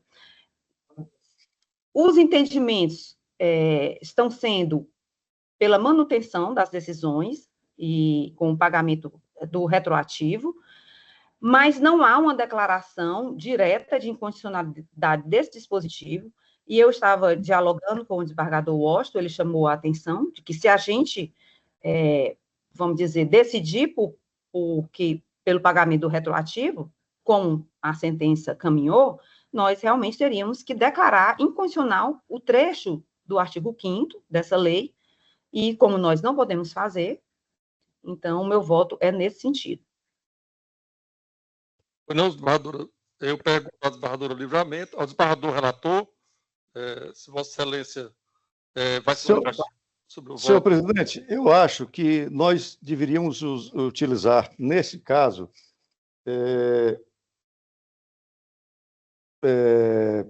afetarmos isso aí como um incidente, um IRDR, para uniformizarmos o entendimento do tribunal, mas talvez seja o caso de mandar mesmo para o tribunal bloco especial, porque aí se decide se é constitucional, se é inconstitucional, e se for constitucional, não se pode mandar pagar contra a lei. A lei diz que não haverá pagamento retroativo. Pois não. Então, o senhor vai acompanhar o voto da desembargadora Joriza, nesse sentido? No sentido de remeter para... Não me oponho. Vamos mandar isso para o órgão especial, e o órgão especial decide. Pois não. A desembargadora Livramento? Então, acompanho. Acompanha. Ok. Então, o processo fica suspenso e vai ser remetido o incidente para o órgão especial. Ok. Eu queria que a desembargadora Joriza me encaminhasse o voto dela, porque eu não tive acesso a ele. Eu até procurei, mas não vi. Encaminho, sim. Pois não. Obrigado. Queria retificar aqui o julgamento do Coro Ampliado do SAGE. Realmente, na sessão passada, desembargador Washington, haviam 2 processos relacionados à saúde que a desembargadora Joriza tinha feito uma ponderação de forma mesmo oral, divergindo do meu voto, e eu acolhi. Esses processos não estão na pauta de hoje, porque, como eu acolhi, eles já foram publicados, já foram resolvidos. Esse aqui, que eu imaginava ser um deles, na realidade, é um outro que trata da questão da competência. Eu vou ler aqui só a síntese da sessão de julgamento. Qual é o número? É o número 1 do SAGE. Na sessão de julgamento realizada em 30/6... É o caso da Fara da Infância, da Adolescência. Eu vi o voto de Vossa Excelência, inclusive acompanhei. Pronto. Então, existe um voto divergente da desembargadora Joriza e a desembargadora Livramento me acompanhou. E agora eu colho o voto da doutora... Presidente, só para saber se o desembargador Washington viu o meu voto divergente. Eu acho que eu não tive acesso ao seu voto, viu, desembargador Joriza? Está lá no SAGE. Deixa eu abrir o SAGE aqui. Só um momentinho, por favor. Aqui tem um resumo, eu posso ler para o senhor. A pois não. Desembargadora Joriza Magalhães Pereira apresentou declaração de voto oral, divergindo do relator, considerando que o juízo, à época, era competente. Portanto, em razão da competência preservada, a retratação deveria ser aplicada, e não o declínio de competência pelo relator. Em seguida, a desembargadora Livramento acompanhou o relator. A desembargadora Joriza, ela defende que o órgão para o qual deve ser remetido o processo, né, seria o órgão competente à época. E o que eu entendo é que... É isso, desembargadora? Não, olha, esse aí, olha, eu vou explicar o meu voto, que está lá escrito, mas realmente eu disponibilizei muito tarde, porque eu tinha feito o voto oral. Isso aí é um processo que está para o juízo de conformidade do acórdão com as teses fixadas pelo Supremo Tribunal Federal para a questão de saúde. Sim. E esse o processo voltou para o juízo de conformidade. E o desembargador relator está, então, remetendo para a infância. Mas o que eu quis, que eu sustentei, e vou fazer oralmente, embora esteja lá o voto, é que essa pessoa, o beneficiário da medicação, hoje conta com 30 anos de idade. A sentença é datada de 2010, o acordo 2013. A súmula do nosso tribunal, que vem tratando da competência da infância para questões de saúde, é de 2020. O IAC do STJ, se eu não me engano, é posterior a isso ainda, é 2021, 2024, alguma coisa bem recente. Então, o que é que eu estou defendendo? Que quando a sentença foi proferida e o acordo que a manteve foi proferido, a unidade era absolutamente competente para tratar da matéria. Então, a essa altura, nesse momento, no juízo de possível retratação, eu entendo descabido que uma parte com 30 anos de idade seja julgado pela infância. Ok, está entendido, desembargadora. Eu não tinha visto o voto de Vossa Excelência, eu vi apenas a manifestação do desembargador Luciano, em que ele dizia que se tratava de competência absoluta, que a competência era da infância. Hoje a competência é absoluta. Hoje. A gente tem isso hoje. Mas a sua competência modificada, o processo volta para a nova competência. Né? Então, eu vou pedir vênia a Vossa Excelência para acompanhar o voto da desembargadora Joriza. E eu até pondero a Vossa Excelência, desembargador Luciano, nós temos que ter um pouco assim de visão prática do mundo. O senhor acha realmente que vale a pena mandar esse processo de volta para a vara da infância? Vai chegar lá, muito provavelmente, o juiz já tem 30 anos, não é mais da minha competência. E aí, vai suscitar um conflito, um processo que já está julgado, só para fazer o juízo de conformidade. Eu recebo as suas sugestões e tudo, mas eu quero só fazer aqui um exercício, certo? Se esse processo tivesse iniciado, certo? E a tramitação dele todinha tivesse sido feita por demora, por tal e tal, e houvesse mudado a competência, como de fato aconteceu, certo? Então, esse processo só pode ser revisto, a adequação dele, pelo juiz competente. Quem é o juízo competente para apreciar isso aqui? A vara da infância, certo? Do mesmo jeito que a gente aplica, só um minutinho, a gente aplica aplicava em relação ao SEJA. As pessoas que estavam no SEJA já tinham mais de 18 anos, ou faziam 18 anos antes, certo? Mas os processos continuavam tramitando na vara da infância, mesmo quando atingia a maioridade, certo?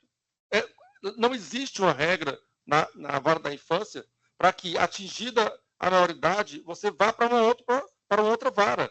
Ela continua e ela julga o processo de pessoas com 25 anos. Não foi isso que eu disse, não, viu, desembargador? Certo? Então, assim, não foi isso que eu disse, não, viu, desembargador? Sim, desembargador. Mas quem é o juiz competente hoje para apreciar quando o processo voltou?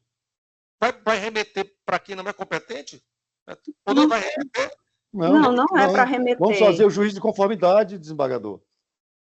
É só fazer o juízo de conformidade.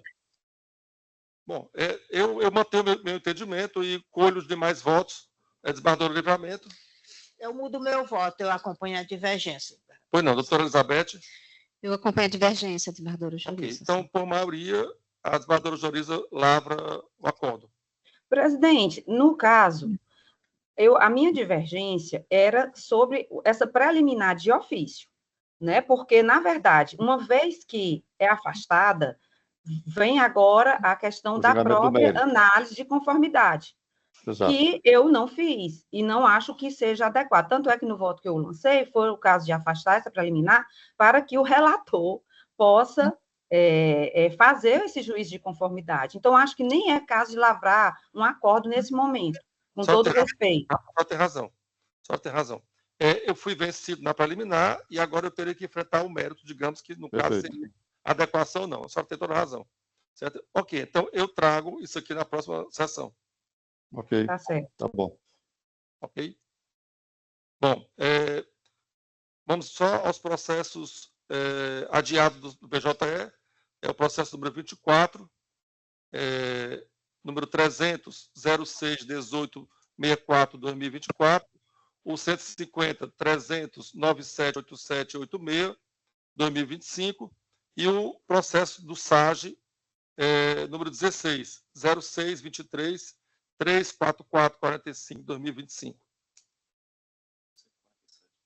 Se tem o 147, em que é uma indenização em que eu havia reduzido o valor de 70 para 30. A desembargadora Livramento, a desembargadora Juarez não haviam votado nesse processo. Mas eu fiz uma alteração e submeto a Vossas Excelências. Eu mantenho o valor fixado no primeiro grau, de R$ 70 mil, e, diferente do que eu havia proposto, eu modifiquei o voto, e dessa forma, o recurso de apelação da requerente seria conhecido e provido, e o recurso de apelação do Estado do Ceará, que quer reduzir o valor, seria conhecido e não provido. Acompanho o relator. Desembargadora Joriza? Com esse valor de 70 mil, eu acompanho o relator. Pronto. Eu pergunto se os senhores... o número 7 do SAGE, desembargador Washington, falta o voto de Vossa Excelência. Sérgio do SAGE. Só um momentinho.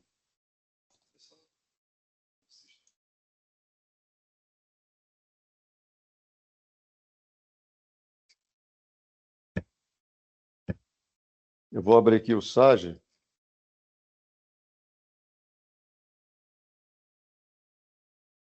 Não conhecendo os embargos, né? Veja aí para mim, por favor. Eu estou estranhando porque eu conferi voto a voto os processos do SAGE. Não tinha ficado nada pendente, não. Mas eu estou abrindo aqui o SAGE para ver do que se trata.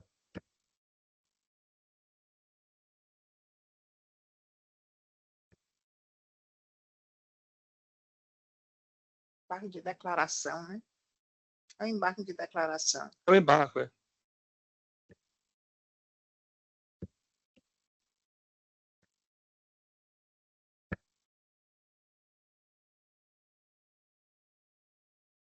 É um caso, Bardon, em que ele usou uma apelação no cumprimento de sentença e era para ser um agravo. Aí nós decidimos... Sim, sim. Eu acompanhei a relatoria. Pois não. Não, realmente eu não tinha me manifestado, porque eu fui ver, porque tem sido muito comum o juiz nominar de sentença uma decisão que não põe fim à execução. E aí o advogado é induzido a erro, entra com a apelação, né? Inclusive a desembargadora Joriza tinha um caso, o 24 da pauta do PJ, que era nesse sentido. Mas eu vi o caso da desembargadora, da doutora Elizabeth, e realmente é uma decisão que não põe fim ao processo. Eu acompanho a relatoria. Pois não. Bom, eu pergunto aos senhores se os senhores confirmam os votos já colocados previamente. Desembargador Washington? Confirmo, sim. Desembargadora Livramento? Confirmo, sim. Desembargadora Joriza? Confirmo, presidente. Doutora Elizabeth? Confirmo, presidente. Eu também confirmo e pergunto aos senhores se há alguma manifestação, Eu tenho, senhor presidente. Pois não? Faleceu, sexta-feira da semana passada, o ex-prefeito de Fortaleza, José Walter Cavalcante, o famoso prefeito José Walter, que dá nome a um bairro aqui da cidade. E eu queria propor um voto de pesar dirigida à família, através de uma das filhas, e eu passo à secretaria depois o contato da filha do prefeito José Walter. Ele era meu vizinho e morreu aos 97 anos, quase 98. Pois não. Todos de acordo? Aliás, muita gente nem sabia que ele estava vivo, né? Eu tenho uma foto quando era criança com ele. Era na cidade da criança que eu estudava, a Alba Frota, ali no centro, vizinho ao TRE. Eu tenho uma foto com ele quando eu era pequeno. Uma festa de... Acho que era Semana da Pátria, alguma coisa assim. Se acosta? Pois não. Então, o senhor manda o endereço? Manda o telefone, o contato da... Ok. Algo mais? Eu queria solicitar que, depois de encerrada a sessão, ficasse uns 5 minutos só para discutir um tema administrativo. Tá certo. Perfeito. Ok. Desembargadora Joriza, a senhora não queria propor um voto em relação à posse da no TRF, da doutora desembargadora Gisele? Sim, gostaria. Estou aqui para a posse dela, bem lembrada, obrigada. Quero propor, sim, voto de felicitações, né, pela ascensão da nova desembargadora Gisele Sampaio e a toda a família. E todos de acordo? De acordo. De acordo. Também se acosta, né? Pois não. Ok, então vamos encerrar aqui, ficamos aqui para conversarmos, como a desembargadora Joreza solicitou.